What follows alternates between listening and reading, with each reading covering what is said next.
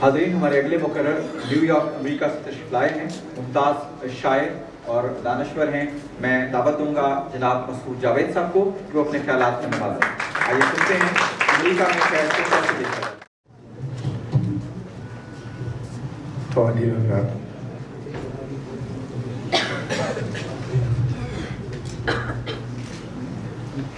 اردو زبان کے چاہنے والے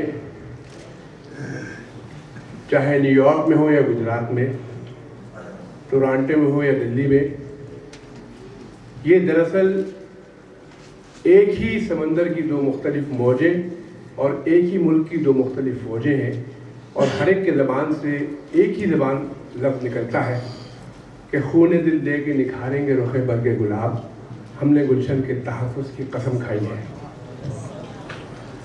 یہاں پر فیض کے حوالے سے بات کی گئی اور یہ اعتراض بھی کیا گیا کہ فیض کو بہت زیادہ پولیٹیسائز کر دیا گیا ہے۔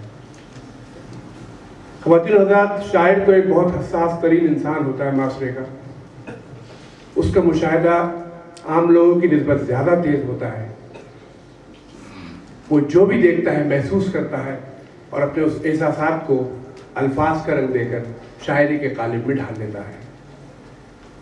جب وہ اس کو جمال کی بات کرتا ہے، خوبصورتی دیکھتا ہے تو اس کو بیان کرتا ہے، جب وہ پھول کے رنگ دیکھتا ہے تو اس کو بیان کرتا ہے، لیکن جب وہ فاقہ زدہ بچے کی شکل دیکھتا ہے تو اس کو بھی بیان کرتا ہے، اور جہاں جہاں ملک میں پولیٹیکل انریسٹ ہو تو وہ پھر حبیب شالب کی شکل بن جاتا ہے، اقبال کی شکل بن جاتا ہے، فیض کی شکل بن جاتا ہے۔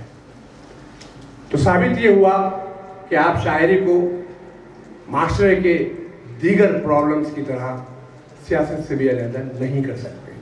لہذا میں نے اپنے آج کے اس مقالے کا عنوان ہی یہ رکھا ہے کہ فیض کی سیاسی بصیرت۔ یہ ایک 3-4 منٹ کا ہے، اس کے بعد میں آپ سے عرض کروں گا کہ امریکہ میں فیض کے حوالے سے، فیض فہمی کے حوالے سے کیا کام کیا جا رہا ہے۔ شاعر کی حیثیت من حیث الشاعر اس کی صفات اور اس کے افکار سے تشکیل پاتی ہے۔ فیض کے تمام تر کلام کا بغور جائزہ لینے کے بعد جو سچائی سب سے زیادہ اجاگر ہو کے قابل توجہ بن جاتی ہے، وہ فیض صاحب کے فن کی دیانت اور شخصیت کی بالغ نظری ہے۔ وہ اپنے عوام کو نوآبادیاتی نظام اور مقامی آقاؤں کی غلامی سے نجات دلانے کے لیے ایک عرصے تک تن من دھن سے مصروف رہے۔ یہی وجہ ہے کہ سیاسی تحریریں انہیں ایک انقلابی کی شکل میں پیش کرتی ہیں۔ فیض کے اشعار کی سچائی ان کے اشعار کی کامیابی کی ضمانت بن گئی ہے۔ ساری زندگی انہوں نے غریبوں اور انسانی حقوق کی پاسداری کے لیے پرعزم جدوجہد میں گزارے۔ غالباً اسی لیے وہ اقتدار پر قابض لوگوں کے لیے خوف کی علامت بن گئے۔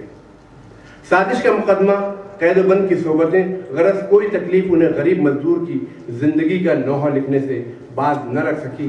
ایام اسیری کے اندھیرے ان کے فکر کی روشنی کو بجھانے میں ناکام رہے اور ان کے زندگی گزارنے کے حوصلے کو پست نہ کر سکے۔ مثلاً ان کے یہ اشعار ملاحظہ فرمائیے کہ جسم پر قید ہے، جذبات پہ زنجیریں ہیں، فکر محبوس ہے، گفتار پہ تعزیریں ہیں، اپنی ہمت ہے کہ ہم پھر بھی جے جاتے ہیں۔ زندگی کیا کسی مفلس کی قبا ہے جس میں ہر گھڑی درد کے پیوند لگے جاتے ہیں، لیکن اب ظلم کی میعاد کے دن تھوڑے ہیں، ایک ذرا صبر کے فریاد کے دن تھوڑے ہیں۔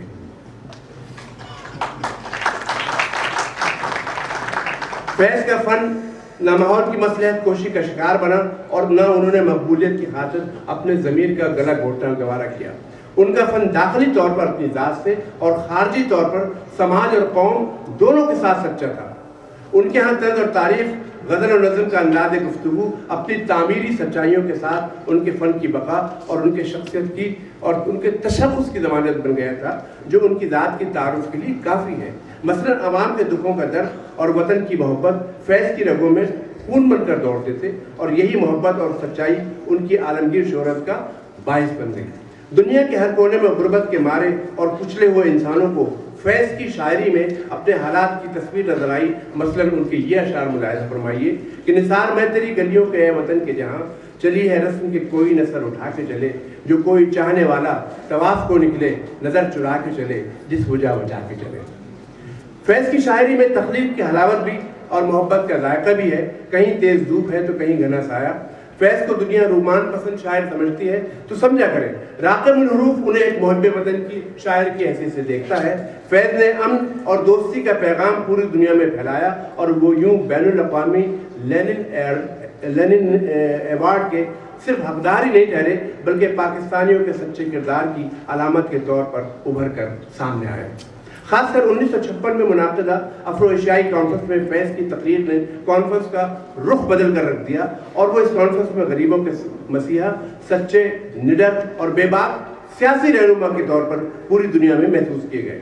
فیض نے اقتدار اعلیٰ پر قابض افراد اور سرمایہ داروں کے جام میں خون مزدور کی سرخی کو محسوس کیا، اور اپنے قلم کی روشنائی سے صرف شاعری نہیں بلکہ صحافت کی دنیا میں بھی اس کا پرچار کیا۔ اشعار ملاحظہ فرمائیے ان کے کہ عاجزی سیکھی، غریبوں کی حمایت سیکھی، یاس و حرمان کے دکھ درد کے معنی سیکھے، زیر دستوں کے مصائب کو سمجھنا سیکھا، سرد آہوں کے رخ زرد کے معنی سیکھے۔ یا ان کی یہ دو شعر دیکھیے کہ جب کبھی بکتا ہے بازار میں مزدور کا گوشت، شاہراہوں پہ غریبوں کا لہو بہتا ہے، آج سینے میں جو رہ رہ کے سلگتی ہے وہ نہ پوچھ، اپنے دل پر مجھے قابو ہی نہیں رہتا ہے۔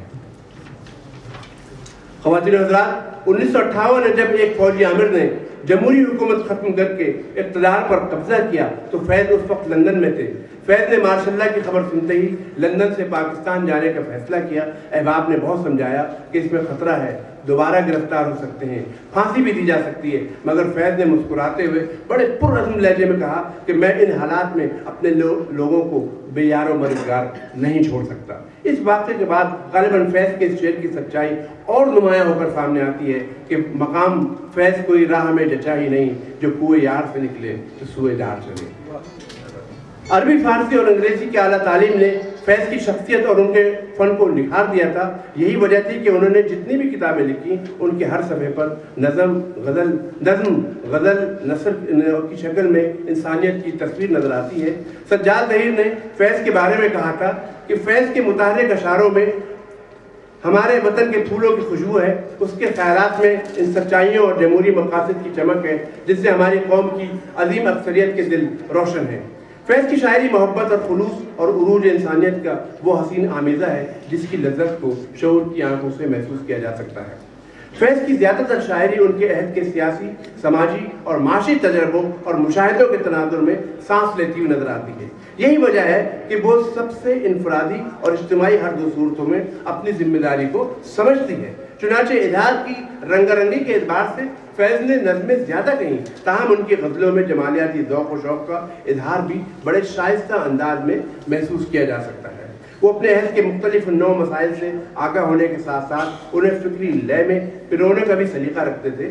ان کے ہاں حسرت و یاس کے بجائے جد و جہد اور شکست خوردی کے بجائے حوصلوں کو ابھارنے کا عمل واضح طور پر نظر آتا ہے۔ مثلاً وہ فرماتے ہیں کہ اب وہی حرف جنون سب کی زباں ٹھہری ہے، جو بھی چل نکلی ہے وہ بات کہاں ٹھہری ہے، ہم نے جو طرز فقہ کی ہے قفس میں ایجاد، فیض گلشن میں وہی طرز بیاں ٹھہری ہے۔ یہ فیض کے اپنے اشعار تھے۔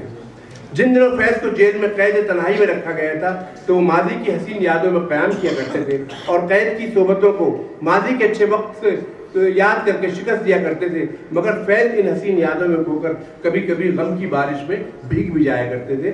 مثلاً ان کا یہ شعر ملاحظہ کیجئے کہ ہم اہل قفس تنہا بھی نہیں، ہر روز نسیم صبح وطن یادوں سے معطر آتی ہے، اشکوں سے منور جاتی ہے۔ تحریک آزادی فیض احمد فیض کی قلم نے بے باکی کے ساتھ ہراول دستے کا کردار ادا کیا۔ پاکستان بننے کے بعد تعبیر وطن میں بھرپور حصہ لیا، جس میں پاکستان کے خواب دیکھے تھے۔ جب اس کی تعبیر مختلف نظر آئی تو فیض سرابہ احتجاج بن گئے اور یہی ادا اہل اقتدار کو پسند نہ آئی اور سازش کے الزام میں قید کر لیے گئے۔ فیض کہتے ہیں کہ جو پیرہن میں کوئی تار محبت سے بچا، دراز دستی پیرے مغاں کی نظر ہوا، اگر جراحت قاتل سے بخشوال آئے تو دل سیاست چارہ گرہ کی نظر ہوا۔ فیض کا ہر شعر پڑھ کر بس یہی محسوس ہوتا ہے کہ اس میں گرمی بھی ہے، حرکت بھی، توانائی بھی۔ فیض کا قلم ساری زندگی رجت پسندوں سے جنگ میں مصروف رہا اور بالآخر کامیاب ہو کر اپنی روشنائی کی سچائی عالمگیر پیمانے پر پھیلا گیا۔ فیض کی مدامتی شاعری ہمیں بتاتی ہے کہ فیض ایک بے باک، نڈر اور بہادر سیاستداں ہی نہیں بلکہ ہم وطنوں کے حقوق کی خاطر موت کا ذائقہ بھی چکھنے کو تیار تھے۔ یہ حوصلہ سیاسی رجحانات رکھنے والوں میں بہت کم پایا جاتا ہے۔ مثلاً ان کے اشعار دیکھیے کہ دیدہ در پہ وہاں کون نظر آتا ہے، کاسہ چشم خوناب جگر لے کے چلو، اب اگر جاؤ پے عبد الطلب ان کے حضور، دست و کشکول نہیں کاسہ سر لے کے چلو۔ فیض صاحب کے بڑے بھائی حاجی طفیل احمد صاحب جب ان سے ملنے फैज़ साहब से मिलने हैदराबाद जेल गए तो फैज़ की हालत देखकर बेकाबू हो गए और वहीं दिल के दौरे में जान दे दी। इन तमाम मसाइब के बावजूद फैज़ ने कभी तहजीब का दामन हाथ से न छोड़ा, लाख हालात मुखालिफ हो मगर कभी मायूसी का लिबादा नहीं छोड़ा। फैज़ की शख्सियत का समंदर ऊपरी सतह से पुरसुकून मगर तह में तूफान छुपाए हुए रखता था। उन्हें गमे जाना और गमे रोजगार दोनों लाहक थे मगर वतन की मोहब्बत राह में वो मुसलसल चलते रहे और बिल्कुल न थकते थे। इसी वजह से गालिबन फैज़ जैसी शख्सियतों के बारे में ये शेर कहा गया था कि हज़ारों साल नरगिस अपनी बेनूरी पिरोती है, बड़ी मुश्किल से होता है चमन में दिलावर पैदा।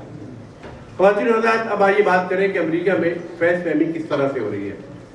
उर्दू की जो ताज़ा बस्तियाँ हैं उसमें मैं समझता हूँ कि सबसे बड़ी बस्ती इस वक्त अमेरिका है कि जहाँ पर उर्दू ज़बान की तरवीज, फ़रोग़ और उसको राइज करने के लिए जो काम किया जा रहा है वो इतना ज़्यादा है कि आप इससे अंदाज़ा लगाइए कि इस वक्त 15 उर्दू के अखबार जो है वो अमेरिका के मुख्तलिफ शहरों से निकलते हैं और तकरीबन 30 टेलीविज़न चैनल उर्दू के हैं वहाँ पर, 15 रेडियो स्टेशन हैं। इसके अलावा वहाँ पर जो फैज़ से मुतालिक एक उर्दू टाइम्स वहाँ से निकलता है, उसने 3 रोज़ा कॉन्फ्रेंस की जिसमें मोहतरमा मुनीज़ा हाशमी साहब भी वहाँ पर तशरीफ़ ले गई थी, आपको याद होगा। और इसके साथ साथ दीगर गोपी चंद नारंग साहब और मुख्तलिफ मुल्कों से मंदूबीन आए थे।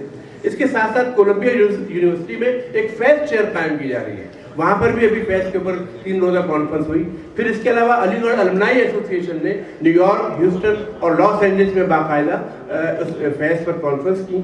और इसके बावजूद आप ये देखिए कि फैज़ के हवाले से वहाँ जो काम हो रहा है, क्योंकि मैं समझता हूँ कि फैज़ कोई शायर नहीं था बल्कि फैज़ तो एक नज़रिया था कि जिसने हमेशा मजलूमों और महरूम इंसान थे उनकी पासदारी की और उनके लिए अपना कलम उठाया। इसी वजह से जहाँ जहाँ दुनिया के जिस कोने में जब कहीं जुल्म सितम होगा तब तक फैज़ की शायरी जो है वो मदामत बनकर आड़े आएगी और दुनिया को एक नए नक्शे दिखाएगी और लोग जो है उस मदामती शायरी का सहारा लेकर अपने सियासी मसाइल भी हल करेंगे और अपने माशरती मसाइल भी हल करेंगे। क्योंकि पाकिस्तान में आजकल चूँकि आपने देखा कि सियासी हालात इतने ज़्यादा यहाँ पर मजबूत नहीं है, लिहाजा शहबाज शरीफ साहब ने भी हाल ही में आपने देखा था और अल्ताफ़ हुसैन ने भी जब अपनी तकरीरें की तो उसमें हबीब जालिब की गज़लें जो थी वो गाई गई।